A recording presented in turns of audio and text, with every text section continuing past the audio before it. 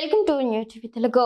కేంద్ర ప్రభుత్వం ప్రవేశపెట్టిన వార్షిక బడ్జెట్ పై ఆంధ్రప్రదేశ్ మంత్రి నారా లోకేష్ ప్రశంసలు కురిపించారు. ఇది దేశ వృద్ధికి, దీర్ఘకాలిక ఆశయాలకు అనుగుణంగా ఉన్న సమతుల్య బడ్జెట్ అని ఆయన అభివర్ణించారు. ఈ బడ్జెట్ ను రూపొందించిన ప్రధాని నరేంద్ర మోదీ, ఆర్థిక మంత్రి నిర్మలా సీతారామన్ కు ఆయన ధన్యవాదాలు తెలిపారు. ఈ బడ్జెట్ ద్వారా ఆంధ్రప్రదేశ్ కు గణనీయమైన ప్రయోజనాలు చేకూరనున్నాయని లోకేష్ ఆశాభావం వ్యక్తం చేశారు. ముఖ్యంగా critical mineral corridor, high speed రైలు కనెక్టివిటీ, డేటా సెంటర్లకు పన్ను ప్రోత్సాహకాలు వంటి కీలక ప్రతిపాదనలు రాష్ట్రానికి ఎంతో మేలు చేస్తాయని అన్నారు. వీటితో పాటు ఎలక్ట్రానిక్స్ తయారీ రంగానికి ప్రోత్సాహం, పర్యాటక రంగంపై ప్రత్యేక దృష్టి సారించడం వంటివి ఏపీకి సానుకూల అంశాలని పేర్కొన్నారు.